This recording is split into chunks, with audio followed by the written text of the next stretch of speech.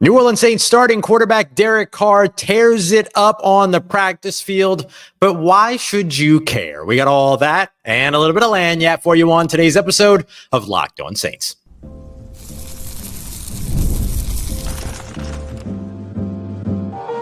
You are Locked On Saints, your daily New Orleans Saints podcast, part of the Locked On Podcast Network, your team every day. What is good, Who Dat Nation and Who Dat family? I am your host, your friend Ross Jackson, New Orleans native, your New Orleans Saints expert and credentialed member of the media covering those New Orleans Saints. As the Saints beat writer for LouisianaSports.net, which is set to debut, we hope, this week. And of course, you can also find me as the Saints analyst over on WWL TV. On today's episode of Locked On Saints, we're going to dive into Alvin Kamara and A.T. Perry, both either leaving or not being present at today's practice with more injuries. Should you be concerned? Should you not? We'll break it all down. We're going to take a look at Spencer Rattler's kind of a struggle of a day, but why it's of no concern. And we're going to start off with Derek Carr. Derek Carr was perfect in practice today, but why should you care? It was just practice. We're going to break that down, and I'll explain to you why you should as we continue on with today's episode of Locked On Saints. We appreciate you very much, as always, for making us your first listen and for being an everydayer here on the show, which is a proud part of the Locked On Podcast Network, your team every day. Today's episode of Locked On Saints brought to you by our friends at LinkedIn Jobs, who wants to help. There we go. You find your qualified candidates faster and for free. So post your job for free today at linkedin.com/LockedOnNFL. That's linkedin.com/LockedOnNFL. Post your job for free. Terms and conditions apply. Derek Carr in team drills today was a perfect 11 of 11, connecting on multiple touchdowns, most of which in the red zone. Let's be real about that. But also connecting on some really nice plays as well. So why should you care? And I want to explain to you why I think you should care and why going 11 for 11 in a practice environment does matter in this situation. First thing that I want to highlight is the preseason game didn't provide a lot of confidence, did it? Right? Like, we can be honest about that. We can tell the truth here. The preseason game between the New Orleans Saints and the Arizona Cardinals, those first two drives by the first team offense, left a lot to be desired. It wasn't very extravagant in terms of the bells and whistles. That part we expected. And also, there was just not a lot of good execution. The offensive line struggled, particularly over on the right side. We saw some missed throws, some missed opportunities in terms of execution that could have led for some big plays as well. So when you're seeing those situations all throughout a preseason game, it's so easy to just kind of turn a blind eye and say, okay, well, that's never going to get better. That's always what that's going to look like. And the Saints are going to be bad in 2024. Sure, you could do that if you want to. But a practice like today is exactly what you need to be able to respond to that. And this is why players never say that their offense is going to be bad. This is why players and coaches never say that their team is going to struggle, because you come in and you work. You come in and you work to make sure that that's not the case. And I thought that the New Orleans Saints showed up today, worked, and showed that that doesn't have to be the case. Now, will Derek Carr go 11 for 11 to open up the game against the Carolina Panthers? I would be willing to put money down on no when it comes to that very question. But is that okay? Absolutely. Of course it is. Not everybody goes 29 of 30 like the living legend himself, Drew Brees, who was actually at practice today, by the way.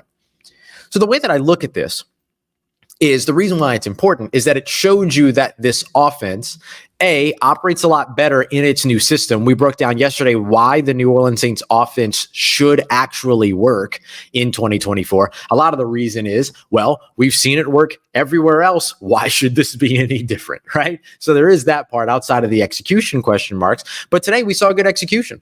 We didn't see a lot of playing through a sack. We saw a few sacks, Chase Young getting to the quarterback, things like that. That's just seemingly what Chase Young does, which is actually good news for the New Orleans Saints. But we saw a couple of sacks against the first team, but for the most part, clean enough pocket for Derek Carr to be able to get the ball out. Sometimes it was half a second before the pressure would have gotten there, which you'd like to see that not necessarily be the case. But hey, the ball still got out, which is an improvement from a few days ago when we saw sack, 3 plays in a row. Two days later, we saw sack, 2 plays in a row to wrap up practice. We didn't see that today. We saw the New Orleans Saints getting the ball out. We saw Derek Carr connecting with his receivers and finding ways to get the ball to to those players. I do think that that is a positive thing. And I get it. We talking about practice. I get it. 100%. I understand. I'm not trying to sell you on anything here. I'm just saying that this does matter when you see something like this, when you have the majority of your offensive starters out there and they're clicking. Look, you got to see finally Rashid Shaheed running routes today in team drills, or at least in 7-on-7s. You got to see in team drills and routes on air. You got to see Chris Olave and Cedric Wilson again getting more comfortable with one another. One of my favorite plays of the day was actually Derek Carr on what was a play action waggle. So just as a reminder, that means more than one play fake baked into a play. So taking the snap, dropping back, play fake to the running back, an end around coming from the same side of that suggested play side, a fake to that player as well on the end around, turning upfield, and then hitting A.T. Perry over the middle of the field, who I thought up until he had to leave practice had a fantastic day today. Again, A.T. Perry showing up at the absolute right time. Now, can he get back out on the field? That's going to be the big question mark, but we'll highlight that here in a little bit. I'll also explain to you why Alvin Kamara was missing from practice and what that potentially means for this team. But I thought that was a really, really great catch and run opportunity. We also saw another one with Foster Morrow, who caught a great pass over the middle of the field, ended up being able to catch that in stride and then pick up some big yards on some yards after catch. Really, really good stuff. So we're seeing this from these first team players, and it's working. It's good. It's helpful. It's a good thing to see. I would say that, I still have my concerns on the offensive line. Watching them again today, I don't think that that's going to change, if I'm being honest.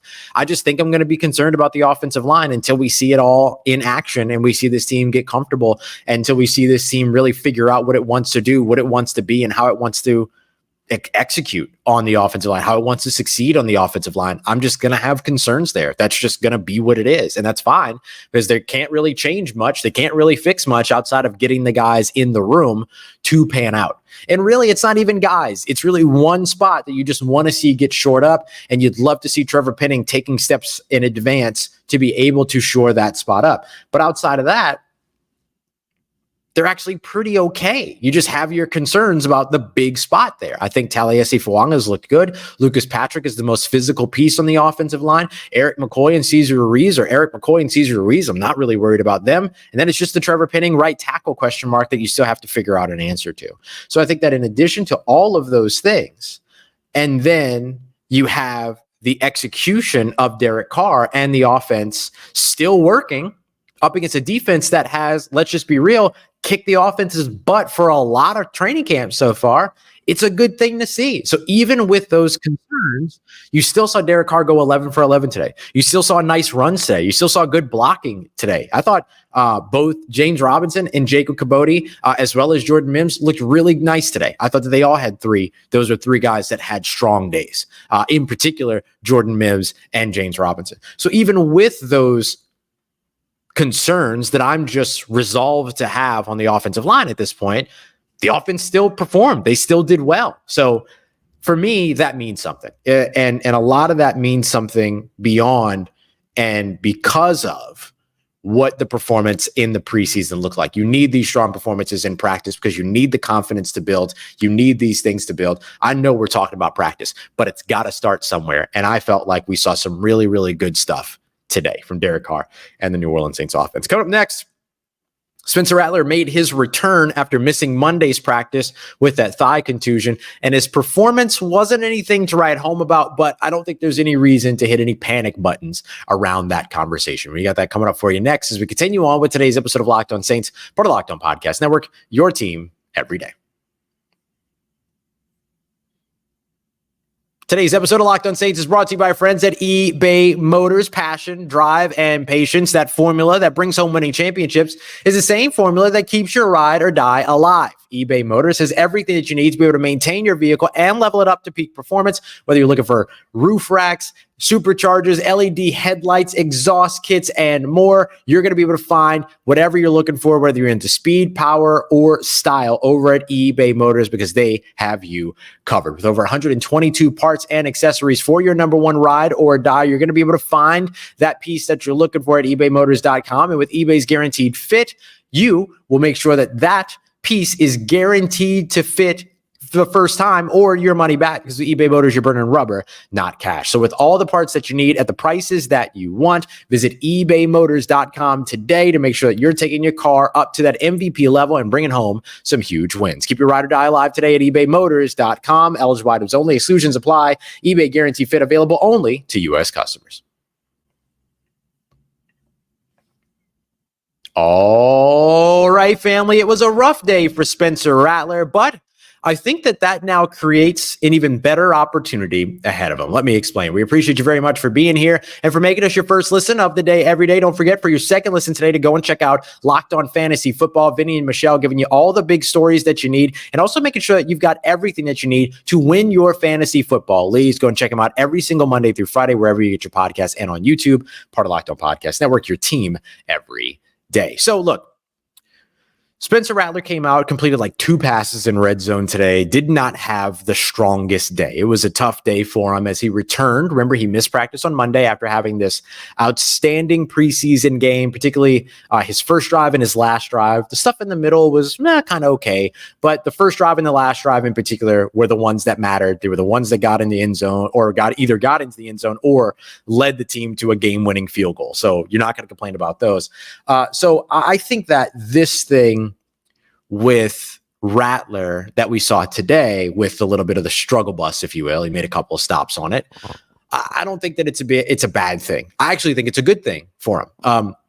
What you mostly worry about is that a guy like a young, talented player like a Spencer Rattler goes out there and does something great, his first ever exposure to the NFL game, and then gets comfortable and cocky. And I'll tell you that from my interactions with Spencer Rattler, from what I've seen of Spencer Rattler, what I've heard about Spencer Rattler, I think that the cocky label should be removed when it comes to him. I think he's got the confidence that you need to be a starting quarterback, or to be a quarterback in the NFL, not even a starting quarterback. You just need confidence to be in the NFL, right? There's no doubt about that. But the cocky label, I think, is we can let that go. And so when you look at a preseason game like of the style that he had against Arizona, it would be easy, if you are a player that is susceptible to that, to fall into that. What's actually kind of nice about this is that he didn't practice on Monday. He took the time off to deal with that leg contusion, which is effectively like a bad bruise. Then he came back today and then struggled. And so now he's had some adversity that he gets to overcome in tomorrow's practice. This is one of those, it's not what you do now, it's what you do next kind of moments for Spencer Rattler. And I think that can be very valuable for the young quarterback, and thereby also valuable for the New Orleans Saints and the fans that want to see Spencer Rattler have a solid career, the fans that want to see the New Orleans Saints investment in a draft pick pan out, all of those things. Here's an opportunity for him to prove something that is his next step. Excuse me. And so I think that this is a situation where Spencer Rattler now kind of gets to sit back, reset, and say, you know what? Struggled. Let me go back out there with a whole new charge, a whole new intensity, and prove that I'm better than what I showed in the last practice, which was today's practice. Did I see anything from Spencer Rattler that makes me concerned? No. Did I see anything from Spencer Rattler that makes me believe that he's not a good quarterback? No, I didn't see any of that kind of stuff. So there would be no reason to overblow a day that was simply a day in which he struggled. But what we can do is celebrate a little bit of what he does if he turns it around and has a good practice tomorrow. So that's one of the reasons why I think that him actually having that not so great practice on Tuesday today can actually work in his favor moving forward. So that's what I'm going to be looking for and looking forward to when it comes down to Spencer Rattler moving ahead. It was kind of the opposite of what we experienced with Derek Carr, right? Derek Carr and the New Orleans Saints first team offense left a lot on the table, left a lot to be desired in their preseason matchup. Spencer Rattler rose to the occasion, right? Got that game-winning drive opportunity, took advantage of it, drove down there, Charlie Smith field goal, all that kind of stuff. And then on a day where Derek Carr follows up a performance that lacked presence, he shows up and exceeds expectation, going 11 of 11 during those team drills and having a solid day. If And then on the other side, Spencer Rattler, who has this really good preseason game, comes back, he struggles. It was like the opposite of the two. So it'd be very interesting to see how both of them follow it up. Derek Carr needs to show consistency. Spencer Rattler needs to show that he can manage adversity. And here's an opportunity for him to manage that adversity. So that's what I'm looking forward to, because I think to an extent, being able to see a player manage adversity and overcome adversity, it's just as valuable as a guy that just comes in and coasts all the way, right? Because the NFL game is a game of navigating adversity. You're going to run into situations where you throw interceptions in games. You're going to run into situations where you get sacked, where you miss on a pass, or you choose the, underneath route when you could have gone deep, or you tried to go deep, but you overthrew and you missed the mark, whatever. Like, you're going to have that kind of adversity at some point. Can you recollect in your mind, go back out there, and then make the throw the next time? And in fact, we've actually already seen Spencer Rattler do this. The back shoulder pass that we all started clamoring over, where he hit Samson Nakua on the right sideline on a back shoulder pass, that came 2 plays after him missing that exact same pass. So there was a little bit of him having to manage adversity. He missed on that pass, came back 2 plays later after it was a neutral zone infraction, I think, by the Arizona Cardinals defense. Neutral zone infraction or offsides, whichever one. And then he ends up coming back and then boom, hitting that pass over on the right sideline. Good. Really, really good stuff when it came to him managing adversity. So I'm really, really interested in seeing how he manages that adversity going into tomorrow's practice after having sort of this kind of struggle of a day here today. So that's what we're looking at when it comes to Spencer Rattler. I thought Jake Haener looked good today. He hit on a couple of really nice passes as well. Had a pretty nice day, all in his own. He was working with the third team today, so they continued their rotation. He ended up hitting Stanley Morgan Jr. on a nice swing pass over on the right side, having to go over the pressure from Nico Lalos, who continues to stand out. I made Nico Lalos my dog of the day after the preseason game because he got a sack and no one talked about it. So I wanted to make sure I gave Nico Lalos a little bit of a shout out. I think my dog of the day is Foster Morrow today. He, on this big catch and run on the right side, was wonderful. Great stuff from him. Outran Willie Gay to get there on what would have been a big touchdown. We also saw a good block from him at an earlier point as well. So really nice stuff there when it came to Foster Morrow as well. So he gets my dog of the day nomination. But I did enjoy what we saw from Jake Haener a bit today too. I thought that there was one pass that he put down the right sideline that ended up actually being a hold. So that didn't feel like that was really on him. He was actually going to Adam Prentice, who was streaking down the sideline there. So good stuff throughout that point. And then just a quick note for you on one-on-ones. What they do is the last rep of one-on-ones. If the wide receiver catches the pass, the defense has to do push-ups. If the defense holds off that wide receiver from catching the pass, and the offense has to do push-ups. So it was Derek Carr targeting Chris Olave with Alontae Taylor in coverage. Alontae Taylor with a big pass breakup to get it done. So the offense had to do push-ups. Defense ended up winning that one. So that was good stuff there from Alontae Taylor, who continues to shine. Dennis Allen ended up kind of shouting him out a bit in his post-game presser. He has looked really, really good and continued to look really, really good here all throughout practice. All right, coming up next, or all throughout training camp. Coming up next, I want to dive into some transactions.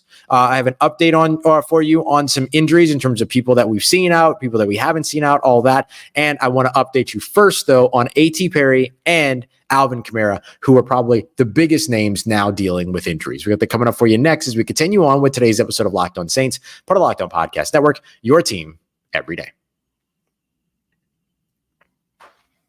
Today's episode of Locked On Saints brought to you by friends at LinkedIn Jobs. LinkedIn Jobs is making sure that you have all the access to all of the things that you need to make your hiring practices simple if you have a small business that's looking to add to your team. This could be a bit of a high stakes wager for you in some way, right? Your business is only as successful as the team that you build around it. So that's why LinkedIn Jobs is giving you all the tools to help you find the right professionals for your team faster and for free. LinkedIn isn't just some random job board. They help you hire professionals with the place that has the highest concentration of loyal users. 70% of LinkedIn users that are looking for work don't even use other job boards, other job sites. So if you're not looking on LinkedIn, let's just admit it, you're looking in the wrong place. And 86% of small businesses get qualified candidates within 24 hours of posting their job over on LinkedIn. So go and check them out today. Post your job for free at linkedin.com/lockedonnfl. That's linkedin.com/lockedonnfl to post your job for free. Terms and conditions apply. Let's get it, Who Dat Nation. Alvin Kamara not in practice today, but doesn't sound like it's a big concern. Let's roll through some attendance and some injury updates for you, just so you have the latest information. We appreciate you very much, as always, for being here. Don't forget, we're your team every day. We'll have another episode up fresh tomorrow morning. I'm going to give you some of the observations that I have from the defensive line in tomorrow morning's episode that has been very, very impressive, and where we could potentially see some changes for the New Orleans Saints going into 2024. So let's start here, though, with an update on Alvin Kamara. This is going to be the biggest name that we have kind of covered from an injury perspective so far this offseason. We saw Alvin Kamara, or we didn't see Alvin Kamara at practice today, and Dennis Allen updated on it, said that he was dealing with back tightness, quote unquote, is what he said. As a part of that, he also said nothing to worry about. He said he's not something he's worried about, not a big deal, I think is exactly what he said, and all that. So Alvin Kamara gets to kind of sit on the side. Honestly, if I'm the New Orleans Saints, I'm cool with Alvin Kamara sitting on the side as long as he needs to. It's not like you're going to see him in the preseason games anymore, right? He got his reps. I doubt you're going to see him in the preseason game, or at least I'd be surprised if you did. And so with that being the case, all good. You don't have the joint practices up against the San Francisco 49ers anymore, which means that you might then be in a situation to where you want to see some of your starters. I don't need to see Alvin Kamara. You're probably good on that. Just let him practice within the scheme. Going out there and risking injury by playing in an offense that's not running the scheme, there's not really any plus to that. So for me, Alvin Kamara should be on ice. No big deal. All good. Come back to practice when that back's not tight anymore. We also saw wide receiver A.T. Perry leave practice today. Dennis Allen saying that it was an ankle injury. I watched as A.T. Perry was walking over to the injury tent away from the Saints practice fields, and I didn't see a limp. Didn't feel like he was really laboring on anything. So hopefully this isn't a big deal. The biggest reason why I say hopefully that it is a big deal is because the New Orleans Saints already have so many injuries at wide receiver, right? Mason Tipton was out there observing today, but still not participating. We saw Rashid Shaheed, Equanimeous, St. Brown, and Bub Means all back in non-contact jerseys, all that. The Saints do not need to lose another wide receiver. This needs to be done, right? The injuries to the wide receiver position in particular, it's got to all calm down. And so when it comes to A.T. Perry, you're hoping that this one's not too bad. The second big reason why I say that the Saints, or that you're hopeful that this A.T. Perry injury is not a big deal, is because A.T. Perry has looked really good as of late. He looked good in the preseason game. He looked great coming into practice on Sunday. Yeah, Sunday. He looked awesome in practice again today. He did have one moment where he got called for a false start. Yeah, false start penalty. But outside of that, had a really solid day, in my opinion. And so that's why seeing him leave a little early was something that you didn't want to see, because he was actually having a pretty solid day. So I was all about where he was. And so hopefully he's back out there either tomorrow or Thursday or whatever, just to make sure that he's able to continue to go along. But it doesn't sound like these are super big issues. Or at least the Alvin Kamara one doesn't sound like it's a super big issue. We don't know about the severity of A.T. Perry's just yet. The New Orleans Saints moved on from fullback Xander Horvath, which puts Adam Prentice one step closer to claiming the fullback role. But they also brought in Caleb Ford DeMont, who spent some time with a couple different colleges, played in college from 2017 all the way up until he finished his career at Texas State. Shout out Locked On HBCU host Darian Gray, played at Texas State last year in 2023. And so just came out of college, basically 5'11", 180-ish pounds, came in and got some of his early reps today. So we'll see how he's able to acclimate. I assume camp body, but look, you're always waiting to see what these guys are able to do. Here are the players that we did not see at practice today. Ugo Amadi, Kendre Miller, Alvin Kamara, who we already updated you on, Mac McCain, the cornerback that they added earlier this offseason. Did not see Isaiah Stallbird, Nick Saldiveri, Trajan Jeffcoat, and then we saw Mason Tipton off to the side. We also saw guys like Juwan Johnson working, continues to work. Marshawn Lattimore was observing. Paulson Adebo was out there observing. Mason Tipton was out there observing. And then we also saw on the side field, Pete Werner getting some work over there, which is really, really good to see. So Pete Werner and DeMario Davis over off to the side field, kind of getting some work in and things like that. So that's a really, really positive piece of news there, because you'd love to see them get all three of these linebackers out on the field sooner rather than later. And it seems like that tends to signify that if nothing else, those three linebackers will be ready to go come week one. And Willie Gay, again, just looked really good today. I do want to mention that Taysom Hill finally threw a pass in practice today. It was incomplete, but he did throw a pass in practice today. He's starting to get a little bit more work into those wildcat formations and things like that. And I also wanted to mention too, where is it? Oh, here. That the Saints, when it comes to what their rotation is over in the defensive line, we're seeing a lot more Peyton Turner and a lot more Cam Jordan on the inside. So we're going to discuss sort of the impact of that coming up in our next episode. I really, really want to dive into that. Take a look at what they did last year in terms of, in accordance to that, how it worked, all those other things, and then really look at what that could potentially mean for this team here in 2024. So that's what we'll be looking at. Good days for Chase Young, Carl Granderson. We saw a sack from 97, Christian Boyd, who has been one of the most quietly impressive players all offseason so far. Of the rookie class, Christian Boyd has looked really, really good, maybe most consistently outside of maybe Taliesin Fuanga. We saw Kool-Aid McKinstry with another pass breakup today and stuff like that. But the guy that has been really, really impressive to me, not more impressive, nothing like that, but just the guy that's been really, really impressive to me that we probably haven't talked about as much as we should, is defensive tackle Christian Boyd, who the team drafted in the 6th round last year. I thought he was awesome today as well, and looking forward to seeing more from him. I do want to add as well that Khalik Hudson looked like he came up limping at one point, but finished practice and seemed to be fine. So it seems like that one is okay. But great to see somebody kind of experience something, hobble off to the sideline a little bit, get looked at, and then be back out there. We haven't seen that a lot here in training camp. It's been a lot of guys just being hurt. So shout out to Khalik Hudson playing through whatever that moment of pain might have been.